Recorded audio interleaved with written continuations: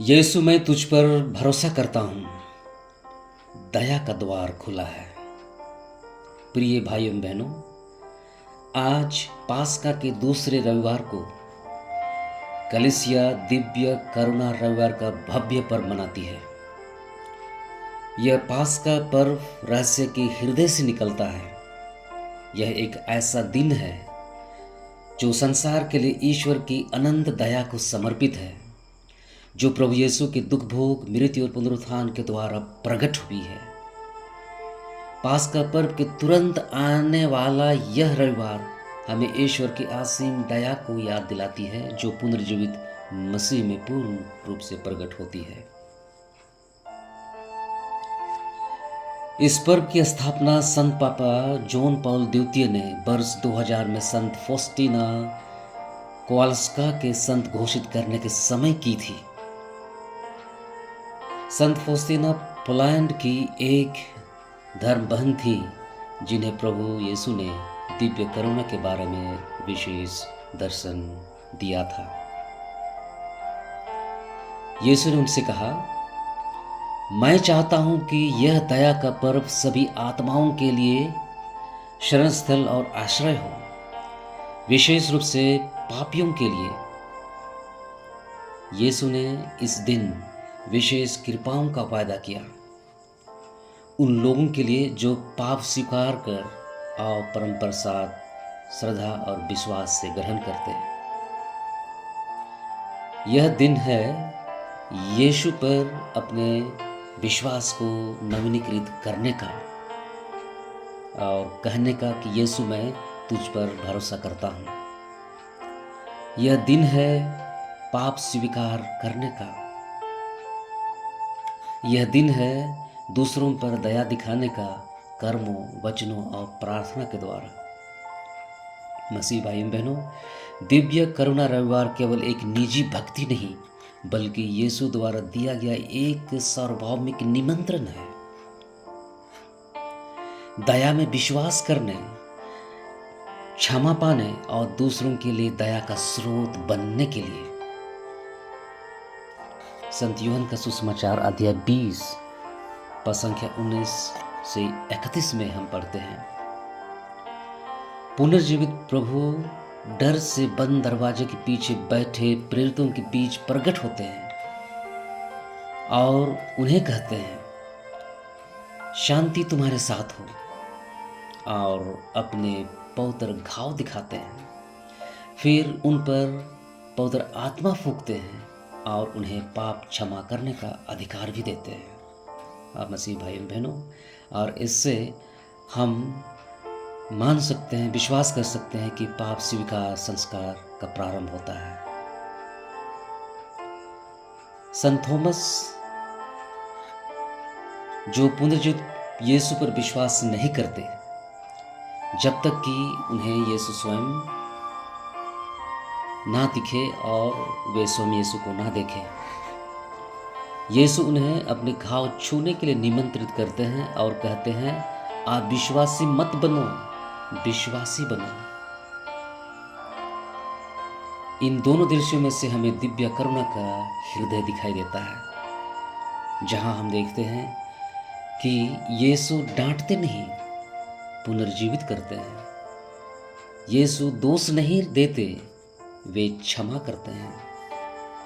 यीशु भयभीत और घायल हृदयों में शांति लाते हैं। और इसलिए मसीह भाई बहनों, इसमें हम देख सकते हैं कि दया जो है भय और भ्रम में शांति के रूप में है। दया यीशु के घाव से मिलने वाली चंगाई के रूप में है। दया पाप स्वीकार के माध्यम से मिलने वाली क्षमा के रूप में है। और इसलिए दिव्य करुणा हमें यह भी सिखाती है कि कोई पाप ईश्वर की दया से बड़ी नहीं है। वह हमेशा हमारी प्रतीक्षा करते हैं, जैसे उस उड़ाऊ पुत्र के पिता, संत लूका सुसमाचार अध्याय 15, जिसमें उड़ाऊ पिता के पिता ने की थी। और इसलिए मसीह भाई बहनों, दिव्य करुणा 3 मुख्य बातों को हमें आज सिखाती है।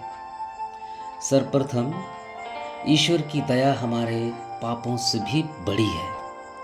चाहे हम कितने भी दूर क्यों ना चले जाएं, ईश्वर की दया हमें ढूंढ के निकालती है, ढूंढ के लाती है और अपने पास रखती है।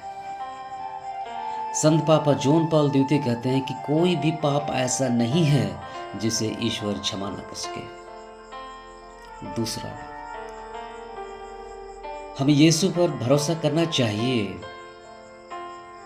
दिव्य करुणा के चित्र में दो किरणें हैं, जैसे हम तस्वीर में देखते हैं, एक लाल और दूसरा सफेद, जो क्रूस पर यीशु के हृदय से निकले रक्त और जल को दर्शाती है। और तस्वीर के नीचे लिखा होता है, यीशु मैं तुझ पर भरोसा करता हूँ। मसीह भाई बहनों, विश्वास ही दया के द्वार को खोलने की चाबी है। तीसरा, हमें भी दयालु बनना चाहिए। यीशु ने संत फौस्तीना से कहा, जैसे मैं दयालु हूं वैसे तुम भी दयालु बनो। मसीह भाई बहनों, दया का अर्थ है क्षमा करना, दुखियों की सहायता करना और प्रेम के साधन बनना। प्रेरित चरित्र अध्याय 4 पद 32 से 35 में हम देखते हैं कि प्रारंभिक समुदाय, ईसाई समुदाय उदारता, एकता और प्रेम में जी रहे थे। यह दया से बना हुआ समुदाय था। इसलिए मसीह भाई बहनों, आइए हम अपने आप को हम देखने की कोशिश करें, आत्म निरीक्षण करें। क्या हम उन लोगों को क्षमा कर पाते हैं जिन्होंने हमें चोट पहुंचाई है? क्या हम गरीबों, बीमारों और परित्यक्तों के पास जाते हैं? क्या हम अपने परिवार, अपने पल्ली और अपने समाज में शांति और चंगाई का माध्यम है? मसीह भाई बहनों, यीशु ने संत फौस्तीना से कहा, इस दिन मेरी कोमल दया की गहराइयां खुली रहती है और जो आत्मा पाप स्वीकार करके पवित्र परम प्रसाद ग्रहण करेगी उसे पाप और दंड से पूर्ण रूपेण क्षमा प्राप्त होगी। मसीह भाई बहनों, यह एक प्रकार का दूसरा बपतिस्मा है। पूर्ण शुद्धता उन लोगों के लिए जो सच्चे हृदय से संस्कारों में भाग लेते हैं। संत पापा जॉन पॉल द्वितीय, जो 2005 में दिव्य करुणा रविवार के पूर्व संध्या बेला में स्वर्ग सिधारे, उन्होंने कहा, दया वह सीमा है जो ईश्वर ने बुराई पर लगाई है। और उनकी प्रसिद्ध धर्म पत्रिका डेविस इन मिसेरिकॉर्डिया में लिखा है, दया प्रेम का दूसरा नाम है। और उन्होंने हमें सिखाया कि हमारी मुक्ति हमारे सामर्थ्य से नहीं बल्कि ईश्वर की दया से होती है। मसीह भाई बहनों, हम हमारे व्यवहारिक जीवन को एक नज़र देखें और मनन और चिंतन करें। क्या हम अपने जीवन में ईश्वर की दया का अनुभव किया है, या क्या हम भी अब भी भय और शर्म के पीछे छिपे हुए हैं? क्या हम यीशु पर तब भी भरोसा करते हैं जब हम खुद को अयोग्य महसूस करते हैं? क्या हम दूसरों के प्रति दयालु हैं, विशेष रूप से उनके प्रति जिन्होंने हमें आहत किया है? हम ध्यान रखें कि ये कलीसिया जो है वो संतों का संग्रहालय नहीं है, ये पापियों के लिए एक अस्पताल है, चंगाई प्राप्त करने का स्थान है। दिव्य करुणा रविवार हमें याद दिलाता है कि यीशु हमेशा आशा है, हमेशा चंगाई दाता है। मसीही मित्रों, आज जब हम दिव्य करुणा के चित्र के सामने घुटने टेकते हैं तो हम यीशु को अपने हृदय के घावों में यह कहते सुने, डरो मत, शांति तुम्हारे साथ हो। और हम बार बार यह कहें, यीशु मैं तुझ पर भरोसा करता हूँ।